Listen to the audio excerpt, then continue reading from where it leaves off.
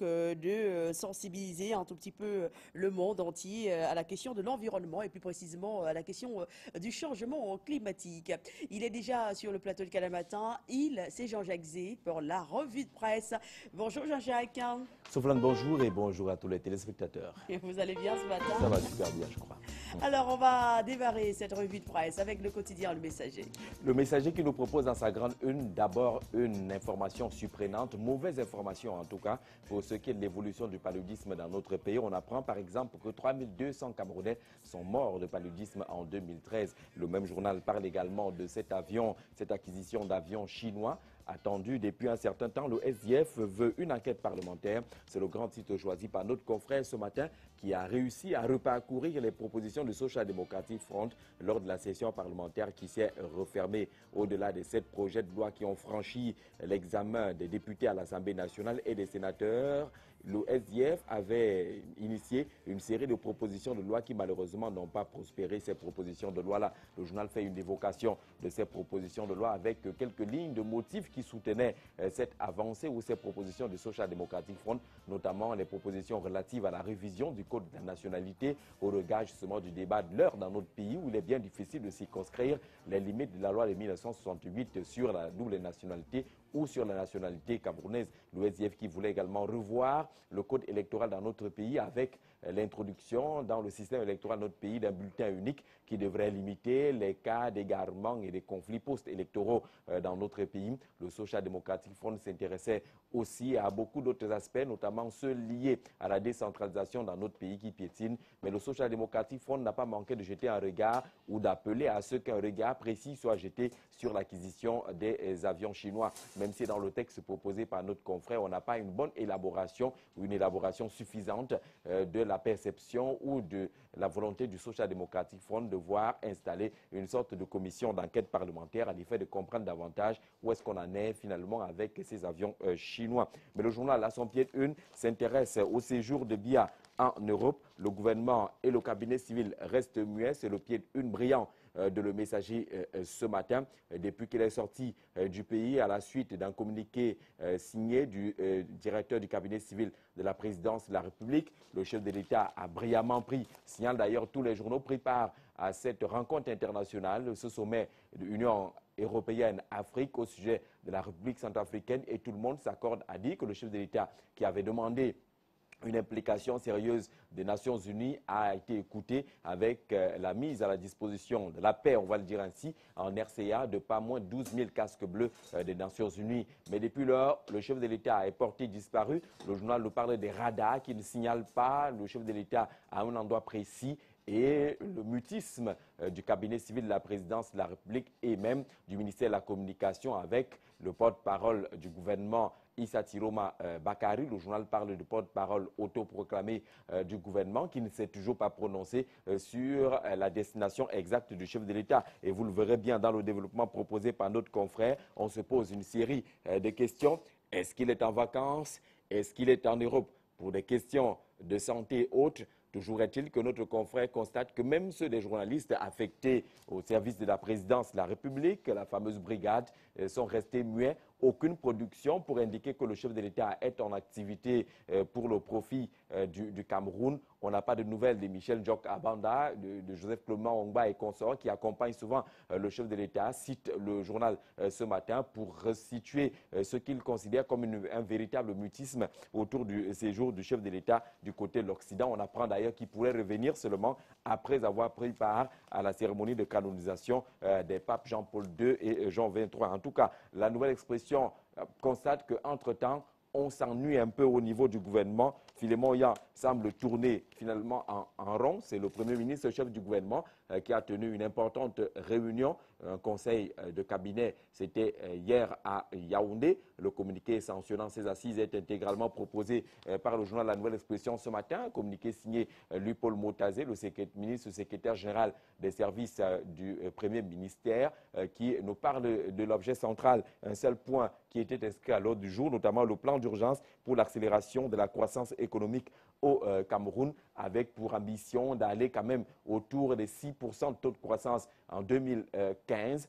Cette réunion a établi les lignes sur lesquelles ou les leviers sur lesquels l'État pourrait activer et actionner sérieusement pour aller à ses objectifs, sauf que ce plan d'urgence devrait être validé par la présidence de la République. Et de ce côté-là, constate le journal ce matin, tout attend Paul Biya qui n'accélère rien du tout. Et c'est pour cela que le journal propose juste ce titre pour indiquer que Philémon Yang tourne en rond avec le fameux plan d'urgence annoncé par le chef de l'État et qui avait de façon sérieuse retenu l'attention des uns des autres lors de l'allocution au message adressé à la nation le 31 décembre dernier. Le journal nous parle également des activités de l'homme Agilan Kamgeng qui a engagé une grève de la faim hier à Yaoundé. C'est le président de la Ligue camerounaise des consommateurs qui ne voudrait pas voir prospérer le projet annoncé depuis un certain temps sur l'augmentation du prix de l'électricité dans notre pays. Le président de la Ligue a donc engagé cette grève de la faim. À l'intérieur, vous pouvez voir la photographie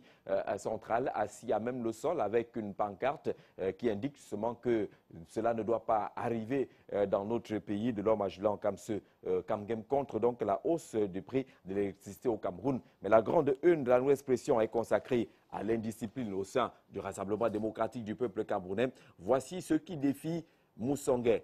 Peter Mafani Moussongué, l'ancien Premier ministre, est le président de cette commission ad hoc de discipline au sein du Rassemblement démocratique du peuple camerounais, créé au lendemain du double scrutin du 30 septembre dernier et qui visait justement à organiser une sorte de procès, entre guillemets, contre ceux des militants du Rassemblement démocratique du peuple camerounais qui auraient brillé par des actes vrais ou faux d'indiscipline pendant ces différentes opérations électorales. Le constat fait ramène les uns les autres à la procédure d'investiture, mais le journal constate que malgré cette commission, il y a des militants du RDPC qui sont passés là-bas, qui attendent certainement des sanctions, mais qui n'ont pas arrêté ces actes d'indiscipline. On cite les cas de Nkonsamba 3 et les cas de Momba, ou ceux des maires sortants qui ont été battus par les choix du conseil communal entièrement acquis au Rassemblement démocratique du peuple camerounais sont quand même revenus à la charge, ont remporté ces élections avec parfois des éclats de voix. D'ailleurs, un reportage intégral a été proposé sur les colonnes,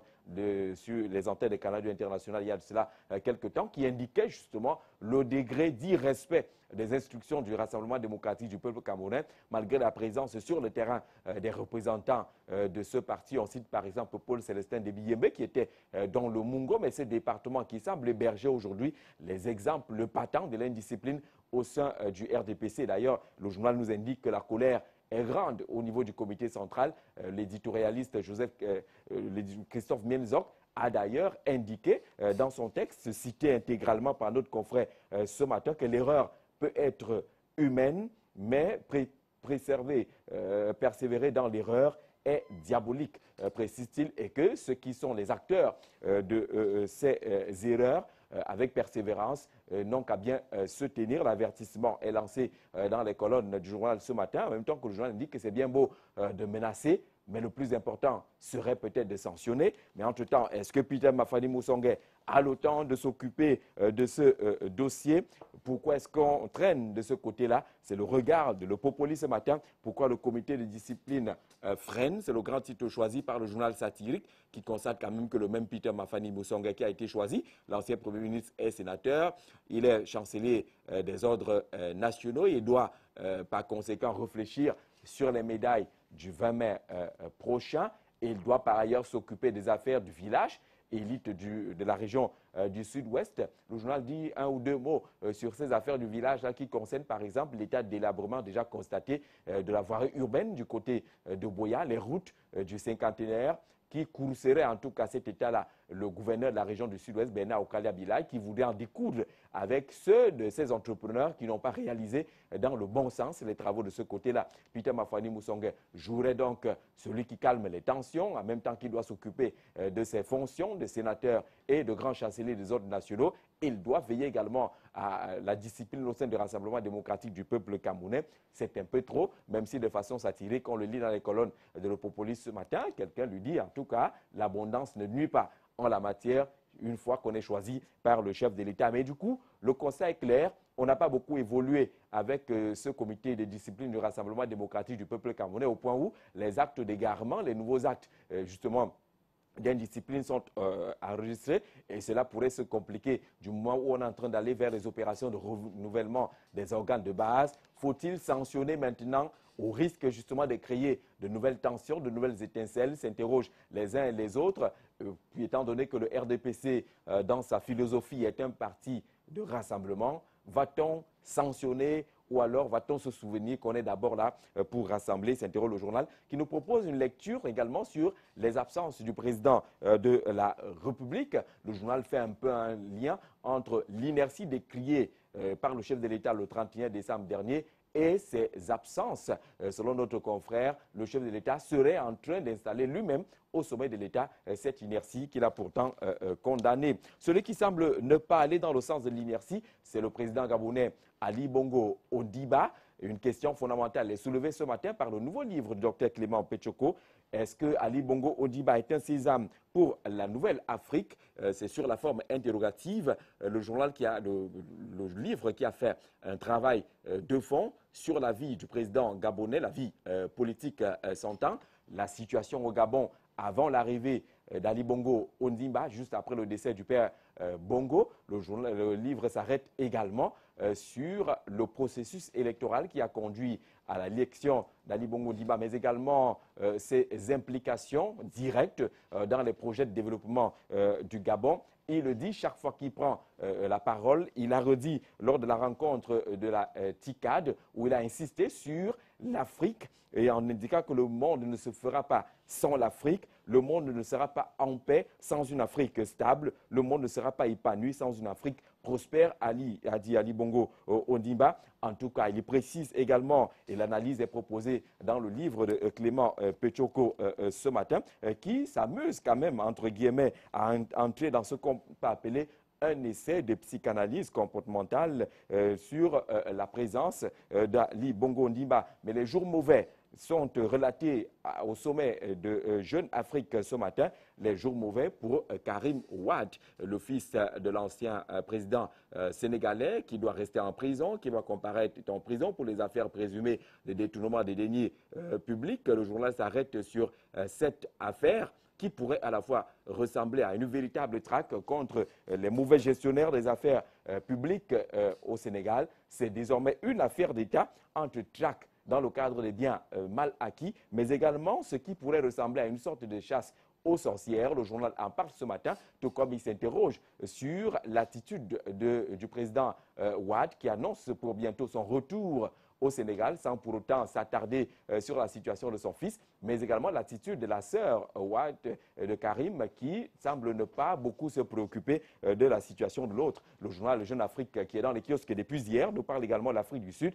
et le changement qui n'est pas pour maintenant. Le grand dossier proposé par le journal panafricain ce matin concerne l'emploi et la formation en Afrique. C'est pratiquement un dossier spécial de 14 pages qui nous parle d'emploi et de formation. C'est à lire dans la nouvelle édition de Jeune Afrique.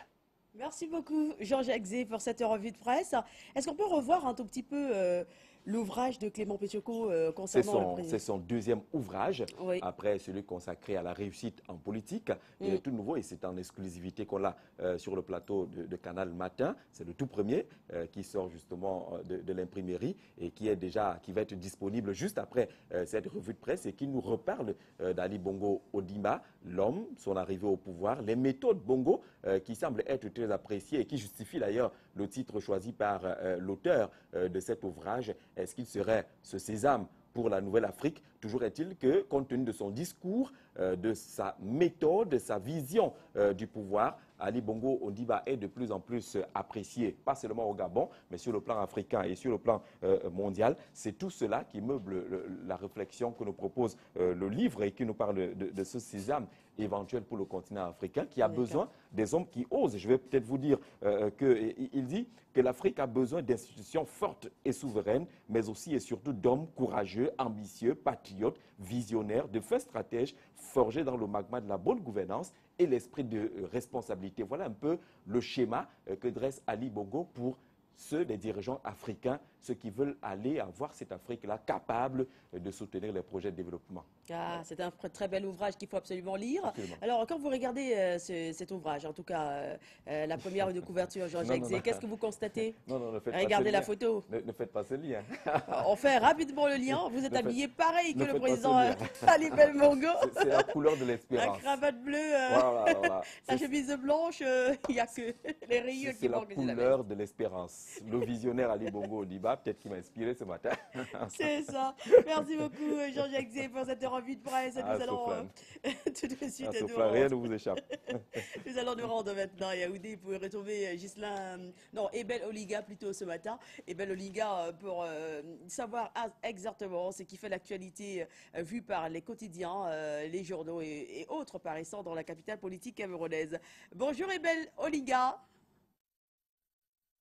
Bonjour Soflane, merci de nous rejoindre à Yaoundé avec cette belle humeur pour cette seconde partie de la revue des titres parue ce mardi 22 avril 2014. L'information de ce matin, c'est le mouvement d'humeur des syndicalistes des formations hospitalières. Le quotidien Le Jour en fait d'ailleurs sa une. Le journal de Aman Mana constate que depuis hier, la prise en charge des malades est perturbée dans les principaux hôpitaux de la capitale politique du Cameroun. Les syndicalistes crient au respect des engagements. Les populations, notamment les usagers, sont aux abois, alors qu'à l'hôpital La Quintini de Douala, à Douala, les manifestations sont annoncées pour ce jour, indique le quotidien bleu. Le pied une du journal de Aman Mana est consacré au sport. Le jour dit qu'Aboubacar Vincent est le deuxième meilleur buteur de la Ligue 1 en France, avec 16 réalisations dans son compte personnel. Le jeune Lion double Cavani et se pose comme l'atout offensif majeur des Lions indomptables. Avis partagé par le quotidien bilingue national. Cameroun Tribune titre à cet effet dans son oreillette Aboubacar Vincent, le buteur providentiel nominé pour le prix Marc Vienfoué. L'ancien sociétaire de Coton Sport de Garoua et attaquant du FC Lorient rassure quant à sa performance. Le banc des touches des Lions indomptables. Mais la grande une du quotidien bilingue national est consacrée à la relance économique. Cameroun Tribune parle du plan d'urgence. Entre les lignes, on peut lire que l'objectif est fixé à 6% dès 2014. Un programme d'investissement prioritaire est en gestation. Le document qui sera soumis à l'approbation du chef de l'État réserve également une attention particulière au secteur privé. Cameroun Tribune revient avec tous les détails du conseil de cabinet tenu hier à l'immeuble Étoile dans sa 5e page. Et l'édition de Cameroun Tribune ce matin offre un supplément, le supplément Alter Eco, lequel s'intéresse au marketing autour de la Coupe du Monde du Brésil 2014, le mondial des affaires. Une affaire justement prisée par de nombreuses entreprises, comme l'illustre ici la une de Alter Eco. Le supplément économique de Cameroun Tribune nous apprend également que la production de maïs est en hausse à l'Est. Elle est passée de 140 000 tonnes en 2012 à 208 825 tonnes en 2013, soit une augmentation de 20%. Les détails dans ce numéro de Alter Eco. Restons en économie avec le financier d'Afrique. Le journal de Boniface Tchenkam parle d'une hausse, mais cette fois-ci, une hausse probable des prix avec l'interdiction des emballages plastiques. L'hebdomadaire du monde économique et financier, dans son dossier consacré à l'interdiction des emballages plastiques non biodégradables, indique que cette politique pourrait entraîner une augmentation d'environ 30% des coûts de production sur les prix. Le quotidien Émergence de ce matin nous apprend que le palais des tout-dits attise de plus en plus des convoitises.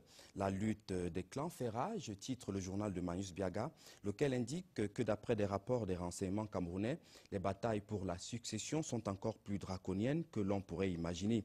Chaque clan voudrait écarter l'autre et selon le quotidien Émergence, il y a des chances qu'on assiste aux assassinats bizarres, aux destructions, aux incendies inexplicables. L'article est à la 5e page. Affaire Désiré Ngo, l'Église catholique interpellée à le soutenir. C'est du moins le souhait des détenus de la prison centrale de Kondengui.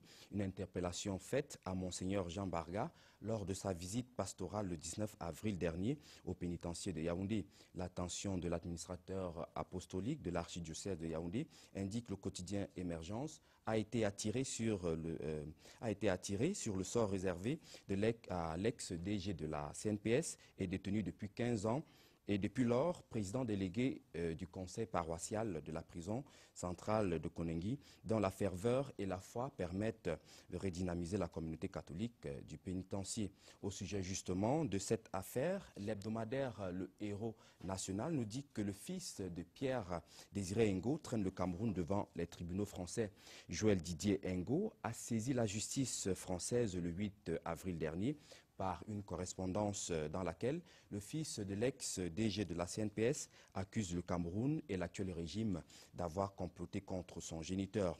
Joël Didier Ngo serait en train d'entreprendre un lobbying pour susciter la réaction de François Hollande, ajoute l'hebdomadaire Le Héros national, lequel publie ici l'intégralité de la correspondance adressée au président français. Enlèvement des otages, le bi-hebdomadaire Le Héros national croit savoir comment les élus du Grand Nord en font leur fonds de commerce. Le journal d'investigation de Thomas Tankou indique que l'opération serait juteuse, de l'argent frais et facile que s'octroierait de grosses légumes du Grand Nord. La libération de la famille Moulin-Fournier et celle du père Vandenbroek auraient donné des raisons à ces élus du Septentrion de continuer cette escroquerie. Une escroquerie qui semble ne plus passer comme lettre à la poste, puisque Paul Biya aurait fermé le robinet. Le chef de l'État a refusé de payer les 9 milliards demandés par les ravisseurs des religieux, nous révèle la une de l'épervier de ce jour. Le journal de Léopold Clovis Noudieu ajoute que 4 personnalités seraient soupçonnées d'être responsables des enlèvements des Occidentaux dans la partie nord du pays.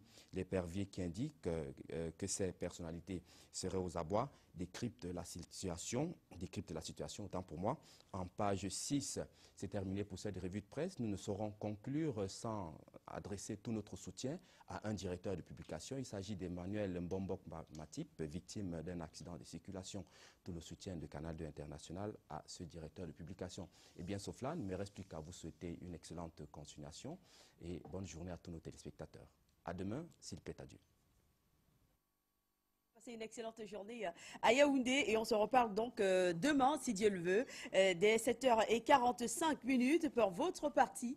Donc, revue de presse à Yaoundé. Joyeux anniversaire ce matin à Amana Noukwa Elena Meredith, qui a 7 ans et qui tient à l'annoncer à ses parents, à ses grands-parents, mais aussi à Bodion, à Dogbod. Donc, Amana Noukwa Hélène Meredith, joyeux anniversaire. Joyeux anniversaire également à Gamenier Chamabé Marc Aubry qui se trouve en Côte d'Ivoire. Et on n'oublie pas Pilo Oma Anastasie Fleur qui a 1 an de plus ce matin. De même que sa sœur Pilo Bégona Marguerite Sandrine. Joyeux anniversaire. On va de suite repartir en musique avec une chanson très très forte et très très touchante qui rend